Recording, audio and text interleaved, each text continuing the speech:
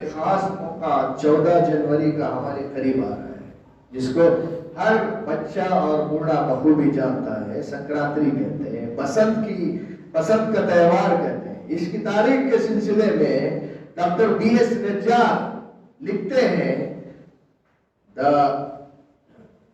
مغل حکمرانوں کا آخری دور، period of the later Mughal empire. اس کتاب کے اندر یا اسی طرح کا کوئی نام ہے، اس میں لکھتے ہیں حقیقت رائے کا بیٹا تھا، اس کی شادی کسی پنجابی لڑکی سے ہوئی، 15 سال کا نوجوان تھا، اس کی کسی سکھ بچی سے شادی ہوئی۔ اس کے بعد اس کو اسکول میں داخل کرایا گیا، مسلمانوں کے اسکول میں۔ یہ 18 سنچری کا واقعہ ہے۔ تو مسلمان ٹیچر نے ہندو دیوتاؤں کے بارے میں اس سے کہا کہ یہ سب باطل ہے، غلط ہے، حقیقت بیان کی، تو وہاں میں سے باہر ہو گیا اور اللہ کے نبی صلی اللہ علیہ وسلم اور حضرت فاطمہ رضی اللہ تعالیٰ عنہ کی شان میں گستاخی کر بیٹھا، اہل فیل بکنے لگا، اس کا مقدمہ چلا اور اس کو عدالت میں سزائے موت سنائی گئی، اور صرف سزائے موت نہیں، سزائے موت سے پہلے ستور اور پیڑ پہ باندھ کر اس کو گھوڑے لگائے گئے، اس کے بعد اس کو موت کی سزا دی گئی، پھانسی اس کو دی گئی۔ تو ہندو حکمران اور ہندو پاور والے سورسز والے پورے مل کے جمع ہو گئے اور انہوں نے ایڑی چوٹی کا زور لگا دیا کہ اس کی پھانسی کو رکوایا جائے۔ لیکن مسلمان کے لیے اللہ کے نبی صلی اللہ علیہ وسلم کی شان اقدس میں کوتاہی اور زبان درازی کبھی بھی قابل برداشت نہیں رہے گی، اور نہ کبھی قابل برداشت رہی۔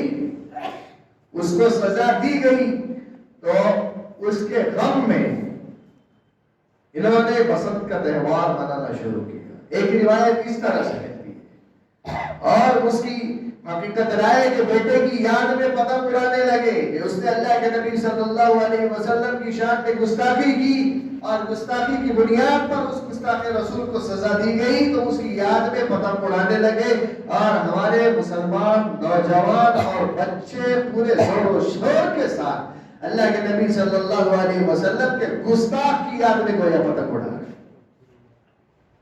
ایک ایسا سنگین جرم ہے، ماں باپ اپنے بچوں کو پیسے حلال، ان کے خون پسینہ بہا کے حاصل کی جانے والی کمائی کو اپنے بچوں کے حوالے کرتے جاؤ، رسول اللہ کی گستاخی کرنے والے کا جشن بناؤ۔ یہ کہاں کا اسلام ہے، یہ کہاں کا ایمان ہے، یہ کہاں کی دینداری ہے، کہاں کی ایمانداری ہے، یہ محمد رسول کے سراسر خلاف ہے۔ ہم اپنی زبان سے تو اللہ کے نبی صلی اللہ علیہ وسلم سے محبت اور عشق کا دعویٰ کر رہے ہیں، لیکن اعمال کچھ ایسے انجام دے رہے ہیں جو اللہ کے نبی صلی اللہ علیہ وسلم کی محبت کے تقاضوں کے بالکل برخلاف۔ اس کے اندر یہ دینی اور عقیدے کے لحاظ سے ایک خرابی ہے، اور دیگر بہت ساری خرابیاں اس کے اندر مفاسد ہیں۔ اس کے اندر دوسرے کے مال کو لوٹنا، اللہ کے نبی صلی اللہ علیہ وسلم نے فرمایا کوئی شخص دوسرے کا مال لوٹتا ہے تو وہ نہیں لوٹتا اس حال میں کہ وہ مومن ہو۔ کسی کا ناجائز مال لوٹنے والا، اس کا ایمان سلب کر لیا جاتا ہے۔ اللہ کے نبی صلی اللہ علیہ وسلم کی صریح حدیث موجود ہے، اور ہر شخص یہ چاہتا ہے کہ دوسرے کا ڈور مجھے ملے اور دوسرے کی پتنگ مجھے حاصل ہو، اور اوپر سے چڑھ کے پتنگ کی چکر میں گرتا ہے۔ اللہ تعالیٰ نے فرمایا لا تلقوا بأیدیکم الی التہلکہ، اپنے آپ کو ہلاکت میں مت ڈالو، صاف الفاظ میں فرما رہے ہیں۔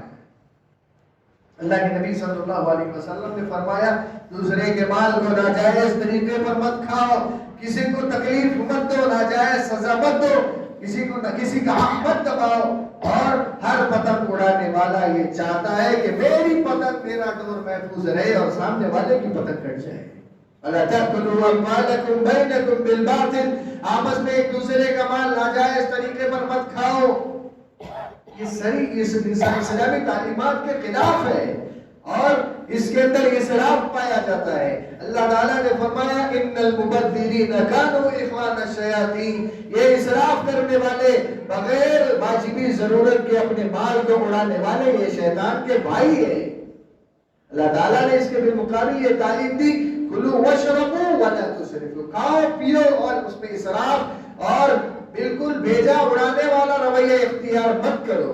اور سب سے بڑا سنگین جرم یہ ہے کہ اس کے اندر لوگوں کی نگاہیں خراب ہوتی ہے. اللہ تعالیٰ نے فرمایا قل للمؤمنین یغضوا من ابصارهم ویحفظوا فروجهم.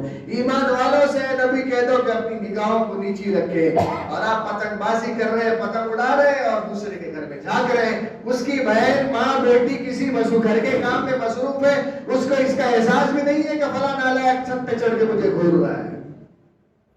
بلکہ اللہ کے نبی صلی اللہ علیہ وسلم نے فرمایا جو شخص غیر کے گھر میں جھانکتا ہے اس غیر کو یہ حق ہے کہ اس کی آنکھیں پھوڑ دے. اتنی سخت وعید ہے. آئیے ان اعمال کے اندر جو اعمال اس پتنگ بازی کے ذریعے وجود میں آتی ہے, ایک تو ہمارے عقیدے کے سراسر منافی ہے, دوسرے مال کو ضائع کرنا اور دوسروں کے حقوق کو تلف کرنا, اپنے گناہوں کے ذخیرے کو اکٹھا کرنا, بہت سارے مفاسد اس پتنگ بازی کے اندر پائے جاتے ہیں.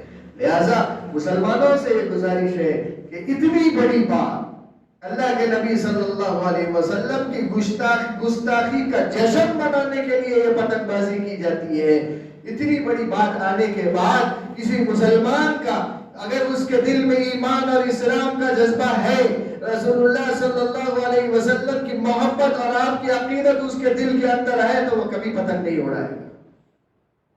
اللہ تعالیٰ سے دعا ہے کہ اللہ تعالیٰ ہم تمام کو ان سارے خرافات والے اور مال اور جان اور اسی طریقے سے صحت تباہ کرنے والے کھیلوں سے محفوظ رکھے.